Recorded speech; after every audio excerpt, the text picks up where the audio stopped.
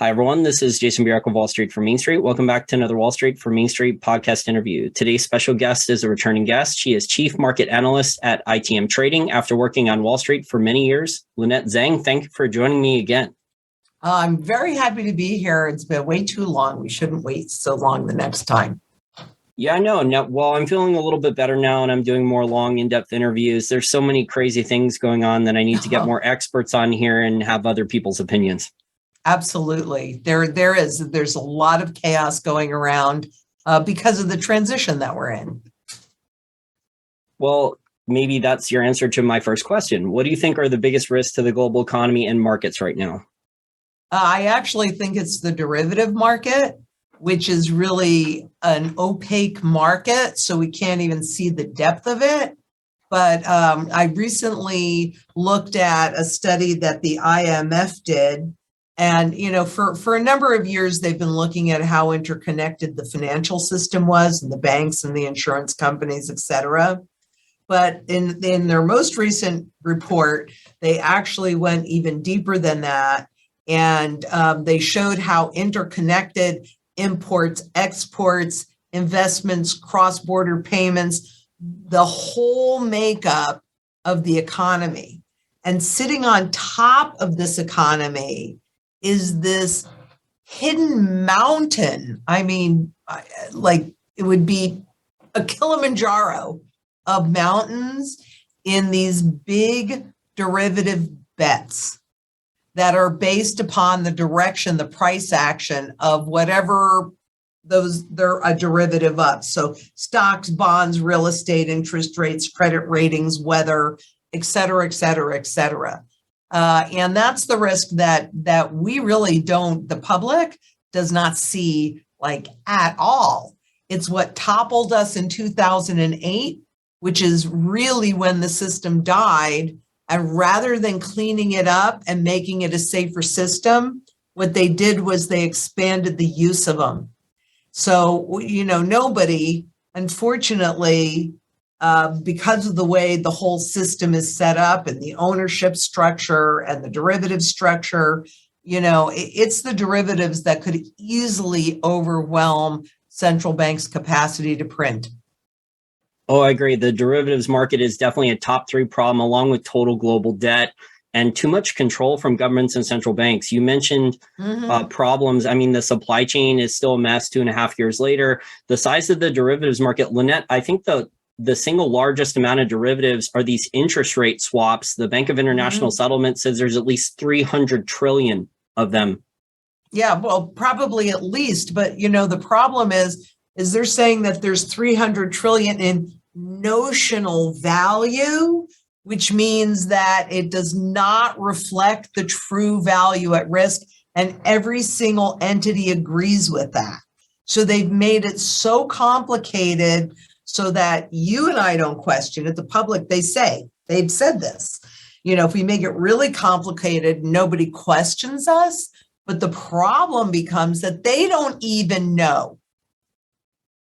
I've had if you want to hear a funny story, I've actually had a discussion with a former bank employee, and they were telling me that some of these derivatives were made in the 70s and 80s, these interest rate derivatives, and they're not even digitized. They're not even digital file. And there's a chain of custody problem. They don't even know which bank has responsibility for them. Well, you make my point, don't you? It's like, and the thing is that they just have to keep paying for them to keep them floating. Those are legacy derivatives.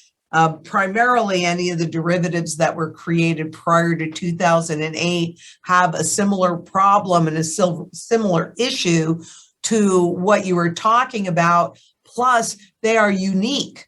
So meaning that this might be a derivative between two entities, and that's it. There's no market for them. So they have to just keep them floating by more and more money in a time when global central banks are attempting to tighten. Well, I think that's a lie. I think that's a false narrative from the Fed. I mean, the Fed, as of March 2020, the Fed's now allowed special purpose vehicles off balance sheet. The U.S. Treasury legalized that. So unless we're going to get real audits of the Fed, real independent audits, and we're going to find out what's actually off balance sheet like Enron, we're not going to know what the Fed's actually really doing. Isn't that the truth? And we aren't ever going to know what the Fed and the governments are really doing, because all of what's happening is this big distraction. So you're looking over here and you're looking over there and you're looking over there, and you're not looking at what the real issue is, Jason. And what the real issue is, and I have yet to find a person that actually understands this, but I've studied it since 1986. So I have every confidence in this. This is the end of this currency's life cycle. I mean, everything has a life cycle. Wait, you're talking about the dollar or all fiat currencies then? No, this would be all fiat currencies, definitely the dollar as well, but they're all in the same boat. I mean, what, you think the yen is different than the dollar? No, they're all garbage. Exactly. I mean, I think China's printing more than anyone right now, but they have capital controls. Yeah, exactly. But even so, it's a fiat money. It's a government-based money, and it's based on the ability to constantly create more debt. When they tighten, if they eliminate your ability to create more debt, then they're eliminating the ability to grow more currency in the system. And how are you going to keep all those derivatives floating if you don't have the money to keep them floating? Well, I think to add to your points there, since 2008, the rules have changed and there's been many trillions in secret bailouts. We know this from the one-time partial audit that Ron Paul got. We know this from a Freedom of Information request that the Bloomberg News got. And then from the New York Fed disclosures in 2019 and 2020 about how many banks.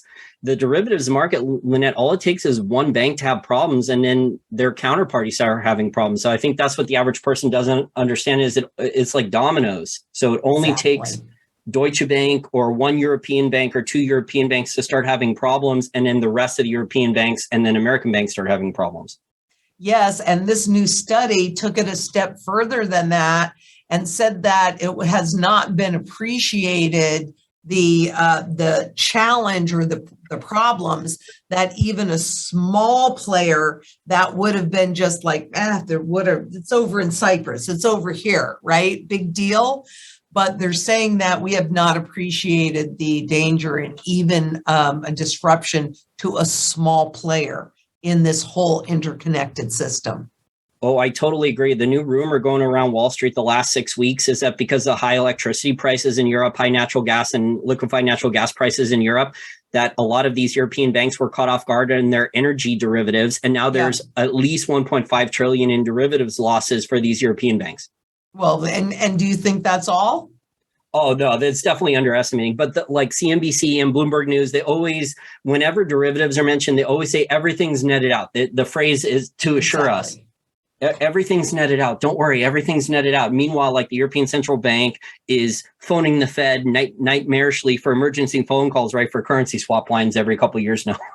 Yeah, exactly. And you've got the banks. I mean, there's another big, huge issue. If we look at it, personally, I cannot tell you that I am convinced that this isn't all a staged act. Because you have the global central banks that are sitting there presumably raising rates to fight inflation, right? And then you have the governments on the other side stimulating the different economies. I mean, in this country, the Inflation Fighting Act, what a joke. Yeah. In 10 years, you might save $1,800 a month or a year on your utilities. Oh, really? You guys have no idea what those utilities are going to be in next year, let alone 10 years down the road. But you're going to spend $435 billion today. That's inflationary. So I'm seeing that. And to your point, in Europe, yeah, they're rushing to give all of these utility companies, and it's not the utility companies, it's really the market makers, the traders on those utilities, those derivative markets that have pushed the price of natural gas and oil, et cetera, to nosebleed levels. And then they're going to do subsidies. Well, who pays those subsidies? The taxpayers. Yeah, and the holders of currency. So anyone who's saving in fiat currency long-term is getting screwed. They're getting devalued rapidly. Exactly. You don't even have to be a long-term holder. But the government policies, though, are also exacerbating the problem. I mean, the European Union doesn't allow oil and natural gas drilling. So if there's a big supply problem, if they allowed more supply to come online with more oil and natural gas drilling, the supply problem would get fixed. So they're not allowing that. So they don't want it to. That's why I said, I feel like we're in a hurricane. And in a hurricane, this bridge is going back and forth and back and forth and back and forth until it just collapses. And, you've got those two forces. You've got the central banks that are presumably tightening, and you've got the governments that are loosening. So they're undoing anything plus more that the central banks might be doing. And they can't even fight the inflation anyway. They don't understand it.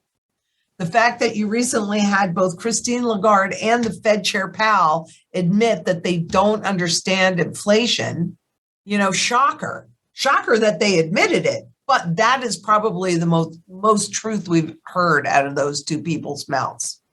The most truth I've heard recently was what Neil Kashkari, the president of the Minneapolis Federal Reserve Bank, he was talking at a college, I think 6 weeks ago, maybe 2 months ago, and he was talking about central bank digital currencies and the main reason for why governments would go to central bank digital currencies. And he said, like, the stuff that they were saying in the mainstream media and press releases was all bullshit, and that it was just to track and tax every transaction, and then anyone who criticized the government could get financially ruined. And he actually admitted that? I didn't hear that. Yeah, I'll send you the speech later if you want to. Yeah, there's a speech of him admitting it. I shared on my Twitter. I'll send it to you. But I want to ask you about deflation, though. So the narrative right now is that the Fed and other central banks are trying to maintain credibility, fight inflation. But do you think governments and central banks in this debt-based fiat currency we have now will actually allow real deflation and asset prices to fall for a long period of time? Or do they have to keep changing the rules, do bailouts and interventions to prevent wide-scale deflation? Well, I mean, deflation is what they've been fighting since the 80s, and we shifted into this whole new debt-based system.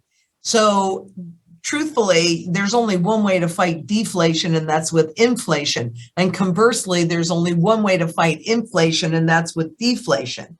So the only reason why they're fighting the inflation is because it's noticeable. I mean, if they can keep it or get us to believe anyway that it's somewhere near 2%, then you have price stability. Price stability isn't the price stays the same like you and I would assume, because price stability.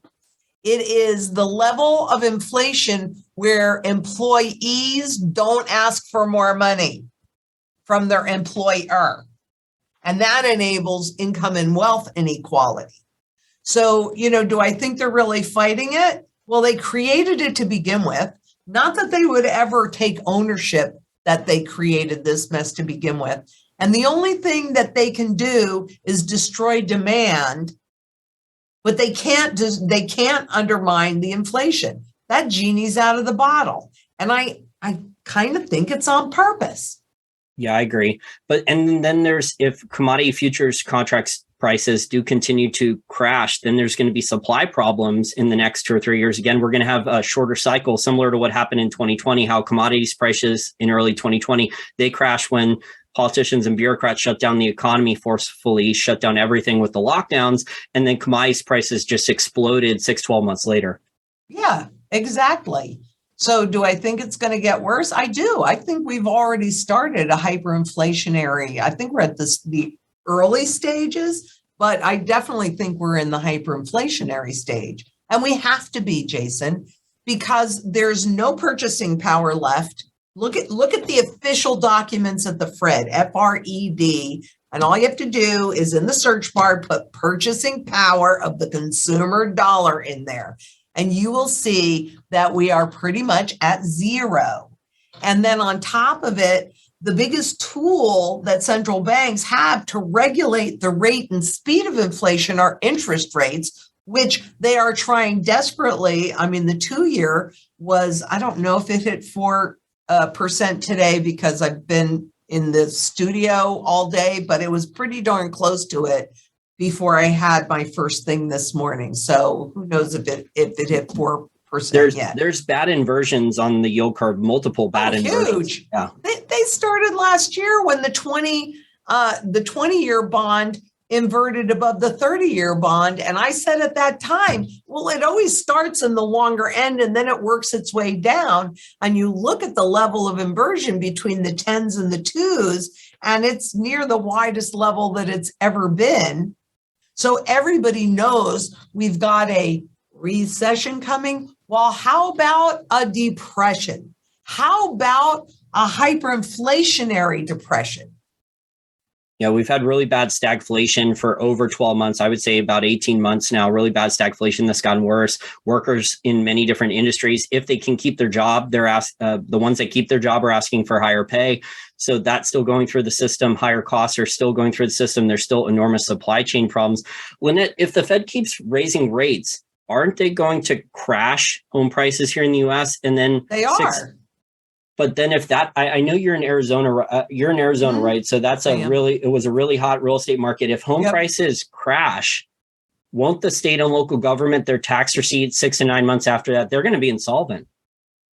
Well, they probably are already insolvent, to be honest with you. And the answer to all of it is yes. So they'll have to raise taxes in other areas because all of these giveaways, no matter who these giveaways are for, you know, they make it sound like the government is taking on this debt and paying all of it, blah, blah, blah. But where does the government get their money? They get it through taxing you.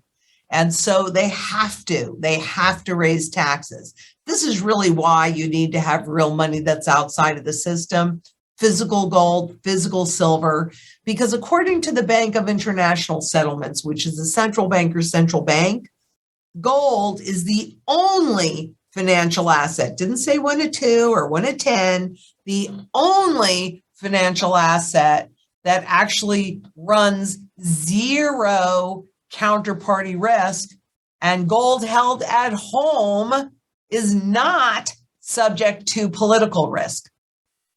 Both of those things are rampant right now. If you hold your money in the system, you're done. I agree. People should definitely have an allocation of physical gold and silver outside the system to reduce counterparty risk for savings, wealth preservation, just portfolio insurance. It's a good hedge. Absolutely, 100%. And a lot of people mistakenly, they're buying physical gold or physical silver to get rich. They're not buying it for the right reason. So they're buying physical silver and expecting it to go up 10x in a year or two. That's not really the reason to buy physical metal. That is absolutely right. Gold and silver are not a trade. They are an insurance policy. Now, having said that, Jason, though, I think it's critically important, and I don't know too many people that know how to do this, but I think it's critically important for people to be able to identify the true fundamental value of any asset or any instrument, because that is the only way for you to know is something undervalued, fairly valued, or overvalued. Therefore, do I want to buy it? Do I want to hold it? Do I want to liquidate it? And, we're just used to the central banks, money float, right? So they want the stock market to go up and the real estate market to go up and the bond market to go up as far as the principal is concerned at any rate. So they create policies and then they create liquidity to keep those things floating, except that's not what they're doing right now, but that's what they've been doing.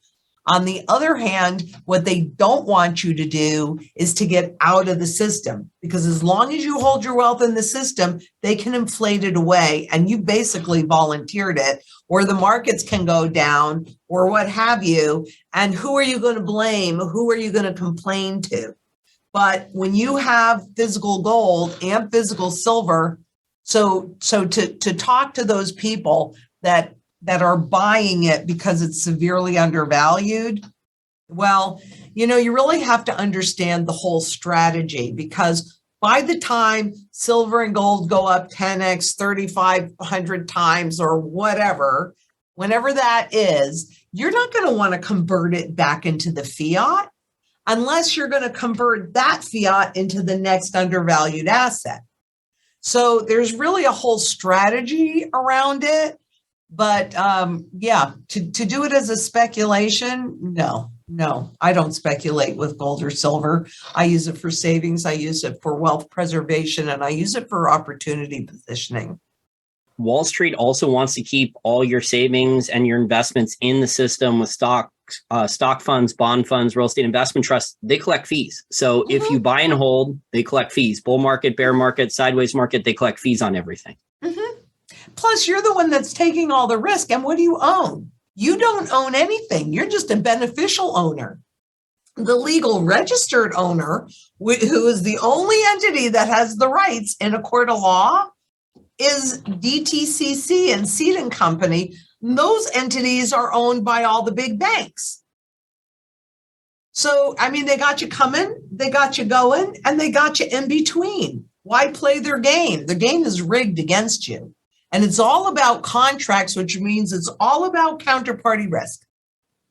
And even when you're looking at the cryptocurrencies and how those were supposed to be a substitute for gold, well, I don't think so. I didn't think so when they came out in January. Bitcoin came out in January of 2009, when they started quantitative easing in March of 2009.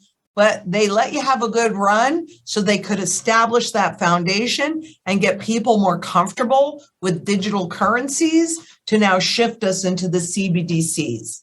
And they get you in the CBDCs. I'm glad that Neil Kashkari was so honest about it, but that's not the only place they've been honest about it, because the central banks say once we're in a digital currency, there are no limitations to how low we can push interest rates.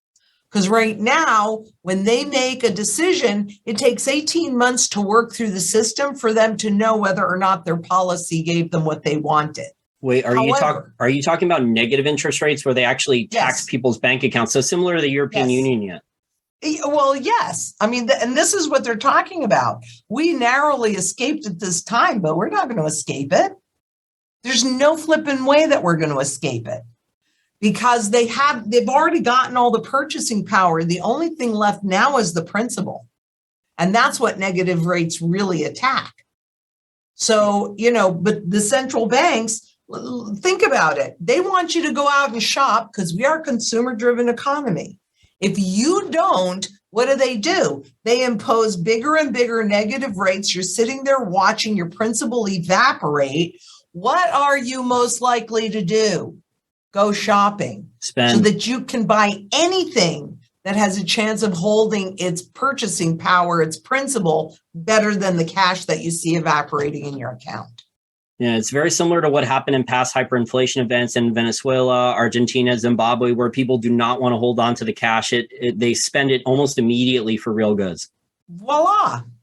And they could say we're not in hyperinflation and still be doing that and get that kind of result. And yeah, the government says once we have a digital currency, we can do lifetime taxes. So guess what? You make money today and they pull the taxes out tomorrow. And it's not within your control. You have no choice. Yeah, and they can also put new taxes on within a couple minutes if they want. If everything's in a central database and a full digital currency, they can put a 18% value-added tax on. They could track and tax every single economic transaction. In China, they attach that with the social credit score. So I would call that the China model. A lot of Western politicians are looking at that. So if you're in China and you buy something the Chinese government doesn't like, so if you buy American whiskey or you're buying Japanese porn or you're buying a virtual private network and the Chinese government sees that you're buying this, your social credit score is getting docked and you're getting other problems. Yep, exactly. And then you have a completely compliant society, which is not what I want to see for my children and especially my grandchildren, my great-grandchildren. This is the fight. We cannot allow this to happen to us. We have to raise awareness for more people. There's a lot of people that are buying cryptocurrencies and they don't understand any of the reasons why maybe they're getting out of the system, gold and silver. So it's a substitute for gold and silver. But a lot of people are just buying cryptocurrencies, Lynette, just for speculation. So the majority of people they're just buying it because they expect it to go up a lot in price. Right. But initially, it was touted as this gold alternative and as good as gold, et cetera, et cetera. But you know why that was? I mean, it's never been true. But particularly, you know why that's not true?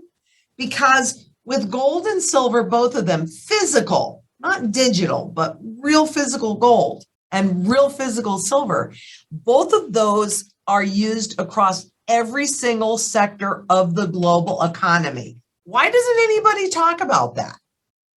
So there's always demand. You have the broadest base of buyer. You have the broadest base of functionality. That's why they've never, ever, ever, ever in 6,000 years gone to zero, because they're used. When you're going into battle, what do you want to do? You want to go into battle with a pop gun that's going to break the first time you use it? Or do you want to go in with as many weapons as possible? And that's what gold and silver really are. They're your financial weapons to protect your wealth, your ability to make choices, your freedom, and everything else. Because between big tech, who has all your information, all your data, they know all your habits, and they use that to nudge you in different directions that is beneficial for them. And then you've got the government that they go hand in hand with big tech. I mean, it's garbage when a government says they're going to try and fight this or whatever. I mean, look at all the money they spend on lobbying, right? They're buying the government. They're buying the laws the way that they want them. And that's always been true. That's not going to change. So you've got to be, as an individual, but within a community, as self-sufficient and as independent as possible. And to add to your point, Sarah, I live in the DC metro area now for over 20 years, and all the big technology companies, Google, Amazon, Facebook, or Meta, they're all investing in this area, and they're all opening gigantic headquarters and buying entire buildings and moving a lot of their staff and employees here to the DC metro area because they want control of the government and control of both parties. 100%. And so if you have to ask yourself, we all have to ask ourselves, is that okay with me? My answer is no, that's not okay with me. That's not okay for my future, my children's future, my grandchildren's future. That's why I hold gold. I don't own any stocks or bonds or any of that intangible garbage. I've been a stockbroker. I've been a banker. I understand the language and I understand what they're doing because I take the time to read their work. And my father always used to say to me, do what I say and not what I do. And I'd always say to him, Daddy, that does not make any sense to me. And so I listen to what these guys say, whether they're politicians or they're big tech CEOs or big corporates or bankers, whoever they are. I listen to what they say, but then I turn around and I look at what they do for themselves. And yeah, exactly. They're buying farmland. they're hedging. They're buying inflation hedges. They're selling their technology stocks. Yeah, exactly. But what do they want us to do? They want us to buy whatever it is that they're selling so that we're the ones that are holding the falling knife. Right? You worked on Wall Street for many years. Does Wall Street have a negative bias? Do they hate deflation and bear markets? Not as long as they can make money on the way up or on the way down. No, they don't really care. But it's easier when you have a Fed that says jump and they say how high, and then they're amply rewarded for it. But Wall Street likes volatility. And it's not just Wall Street. Well, I shouldn't say that, because after 2008 and that financial crisis, a lot of Wall Street banks merged with Main Street banks, right? Prior to that, after 33, they removed those two relationships because you didn't want a risk-taking banks merged with somebody that's holding people's savings. Well, that doesn't matter anymore. Yeah, they eliminated Glass-Steagall in the 90s. Yes, they did. But 2008, after that, that's when it was really just all done. I mean, Citi, and there were some that took advantage of it before. But Merrill flew into the arms of Bank of America. And, so there was a lot of the mergers. We've really watched it since 2000. You have these investment banks like Goldman Sachs and Morgan Stanley. They're still, I think they have bank holding company segments. So they still have access to the Fed discount window. So they're still getting artificially cheap capital. Exactly. I mean, there's always a way, there's always a way for them to prosper because they all have they've been chosen to be too big to fail. We individuals, the public, we're just about the right size. They don't care if we fail. Well, I care if we fail. That's why I hold silver and gold physical in my possession. I don't own any other investments, but I do have food, water, energy, security, barterability, wealth preservation, community, and shelter. Because these are the things that we need no matter what is happening in the economy to have a reasonable standard of living. Because everybody's standard of living, especially in the US, but this is true globally, everybody's standard of living, well, maybe not everybody, because those that are in the right position with the right assets will actually come out the other side of this mess better. And I mean gold, because you're actually holding your purchasing power when all of those other artificially inflated assets fall. For those that actually survive it, you're going to be holding money that you can convert into those other income producing assets when we see a bottom is in. And it's a little technical, but it's not really that hard if you learn how to read the patterns, the cup formations and different things. It's not that complicated. You can see it and make your own educated choices. And if you hold dollars long term, I mean, the American taxpayer, American savers are being they're not being asked, they're being forced because they don't have a say in the matter. They don't get a vote by the Federal Reserve Bank to bail out the European Union and large European banks, which has been happening really for every couple of years since 2008 and 2009. Exactly. Because anybody that thinks the issues that created the financial crisis in 2008, 2009, if they think that any of those were fixed, they need to think again. And you look at the massive gold buying spree that the global central banks have gone on, and actually that started I don't have this graph in front of me, so I could be off a little bit, but I believe that the selling of the gold bottomed in, I believe it was 2005. And so globally, central banks began to accumulate gold. Now, what did they know in 2005, right? They knew a lot. They know all of this stuff. They knew that we were headed for a massive crash.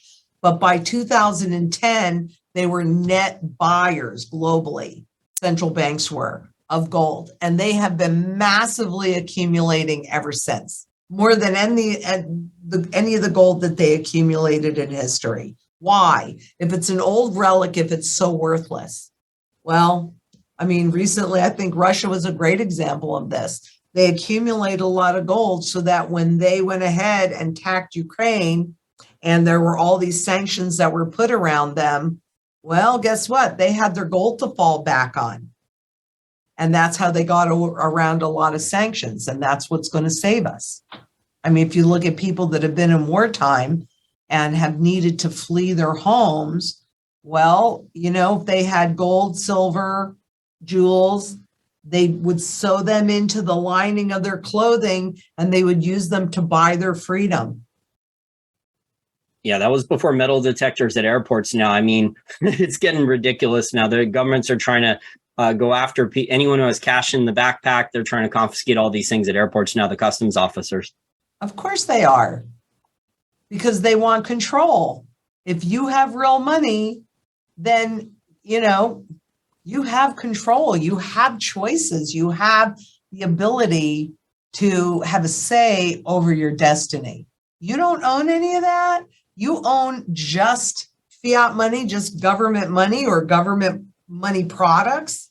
A trillion times zero is zero. And if we're already down officially at 3 cents worth of purchasing power, and if you look at that purchasing power graph, you will see how much more quickly we have been losing purchasing power since 2020. Well, it becomes pretty obvious. So, the government and the central banks prefer for the stock market to go up and the real estate market to go up, because that's what people look at and they go, oh, I feel rich and therefore I'll take on more debt. I'll go out and spend more money, but they keep their wealth in there. So depending on, I don't know how far down they are going to allow these markets to fall before they go in and put a floor and then print us into oblivion. But boy, they are all talking the same tune about being absolutely committed to raising interest rates. And that's why I think, I don't think this is an accident. Yeah, I agree. I think it's just bad policy and whatever the World Economic Forum or the globalists or the Davos crowd. Yeah, the Davos I think crowd. It's more than a bad policy, Jason. Look, in order for us to accept the new digital currency, we're going to have to be scared enough and feel enough pain to accept any kind of garbage that they want to cram down our throats, because they need our cooperation. Everybody's got a FedNow account, and they said it when they set them up. How much easier is it? How much easier would it be to start universal money, right? Or get people involved in it if they just give them a whole bunch of money. You don't have to go out and work for it. Sit on your butt, and here you go. Here's $5,000. Now, you can only spend it here, here, here, here, and here. And if you don't spend it by this date, it evaporates. Well, what are you going to do? It's Orwellian. It's dystopian. Yeah, it really is. It really is. So I, when I look at what the governments are doing, I look at what the central bankers are doing, and I'm looking at how they were coordinated here, but now they're absolutely working in opposite directions. It makes me think that this is part of the plan, that they need this next big crisis to justify bringing in the digital currencies. Now, will that fix the problem? No, it will not. It will simply enable them to rob you more quickly or more cleanly, because if all your wealth is held in the system, what are you going to do? You're not going to have any choices. Yeah. More government control too. I mean, they could control, like I said, if they integrate social credit score, then if you buy something that they don't like, you get penalized. Yeah, exactly. Exactly. I personally have put myself in a position, and I'm very, very grateful that I've been able to do this, where if that happens to me, it's not going to matter to me at all. I don't need my credit score because I'm not buying anything on credit. Now, I want to ask you about gold and silver. Are there ways for people to buy physical silver coins and bars without paying very high premiums per ounce? Because that seems to be the main complaint right now, is that if people want to go buy coins, want to go buy bars, the premiums, especially for Americans, are just astronomically high. The thing is that when you go into the physical world, there really is a true, in gold and silver, it's a true buy, supply, demand component. If the premiums are that high, number one, I'm 100% certain they will be a lot higher than this, because you have the official Wall Street gold spot gold contract price. That is not gold. That is what Wall Street wants you to believe gold and silver are worth, those spot contracts. So it costs what, $150 to control 500 ounces of gold and 5,000 ounces of silver, right? It's leverage upon leverage upon leverage. Pay the premiums. I can tell you right now, if they were to do the overnight reset, the true fundamental value of an ounce of gold is higher than $15,000 an ounce. So at 1,1700, even with a 10% premium or whatever, a 50%, even 100% premium, it is severely undervalued. That's what I said earlier. It's critical for you to understand how much something is really worth, because that's the only way for you to know, is this a reasonable price or not? If you avoid buying that because of the premium in there, then you are just shooting yourself in the foot. Because then everything you have is inside of a system that's ready to really, it's been abusing you, and it's going to get a whole lot worse. I never look at the premiums. I don't care what the spot price is. I simply don't care, because I am so clear on the fundamental value of an ounce of gold and an ounce of silver, that even if I'm paying a 300% premium, I'm still getting a bargain. And I absolutely 100% know it. So don't be blinded by the garbage that they're trying to shove down your throat, because it's not in your best interest. Learn how to calculate. I mean, it's actually kind of easy, to get the fundamental value of any asset. The first thing you have to ask yourself is, okay, what is the single most important function that this asset was created for? What was it supposed to fulfill, right? For gold, its single most important function is to hold its value over time, so that no matter when you choose to use the money that you worked for, you're talking about saving money, that it always retains its value. You hold it in dollars, you're guaranteed that whatever you got paid for today, it's going to be worth less tomorrow. But with gold, its single most important function is to hold its value over time. Now you look at how has the market over time, not short term, we got to push gold down and silver down, but how has gold and silver, that function, been valued over time? In this system, it's a debt-based system, right? So they've taken away, or they've made opaque how much money they're really printing. But since money is created from debt, you can use that as a proxy for how much money has been created. So you look at all the debt that's been created, and then you look at how much gold there is in the whole world, not the gold contracts, because the bank, according to the Bank for International Settlements, before they changed the way they accounted for things, for every 1 ounce of physical gold, they created 62,000 ounces of digital gold.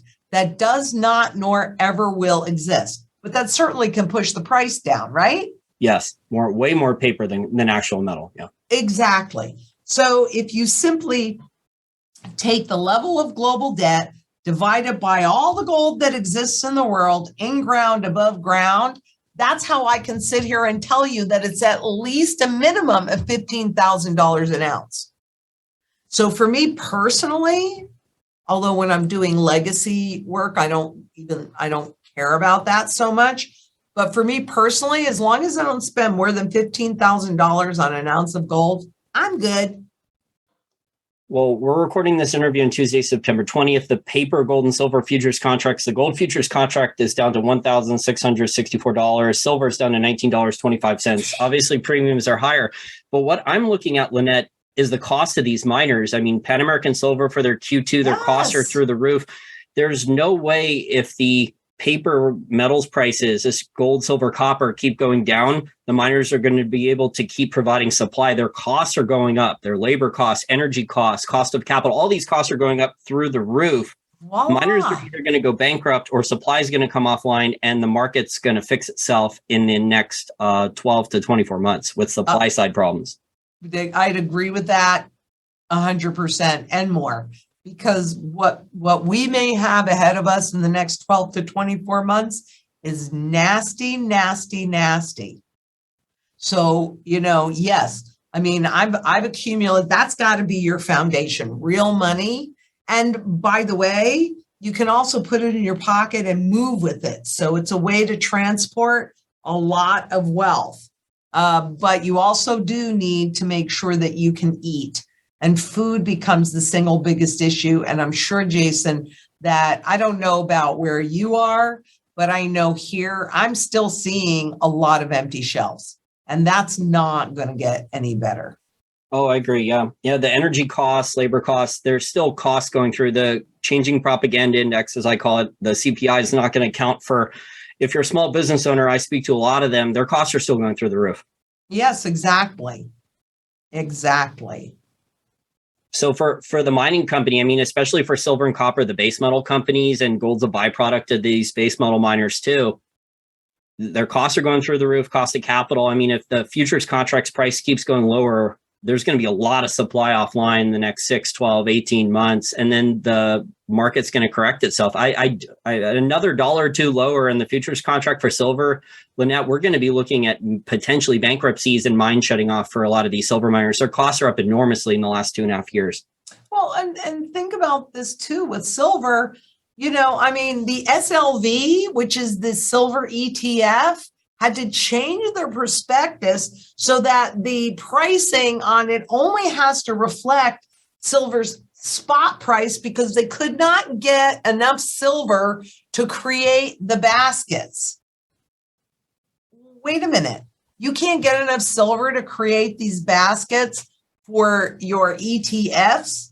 So yeah, I mean, it's just garbage. Well, that silver's at $19 an ounce. It's ridiculous. Well, it should be closer to like 600. Well, the prospectuses for SLV and GLD are a total joke, right? They keep changing all the time. The Wall Street lawyers just change them, and they can stick in there anything that has any type of derivative or exposure to silver. So they don't actually have to buy the metal. And then as I was talking about, the premiums for Shanghai for physical gold are $40 an ounce. If you're a bullion bank custodian in a GLD, you can raid the GLD with 400 ounce bars, and you can ship them over to China in cargo planes and collect that $40 an ounce premium. That's an extra $16,000 right now for every 400 ounce gold bar, just shipping it from New York, raiding the GLD at spot, and then shipping it to mainland China and selling it there.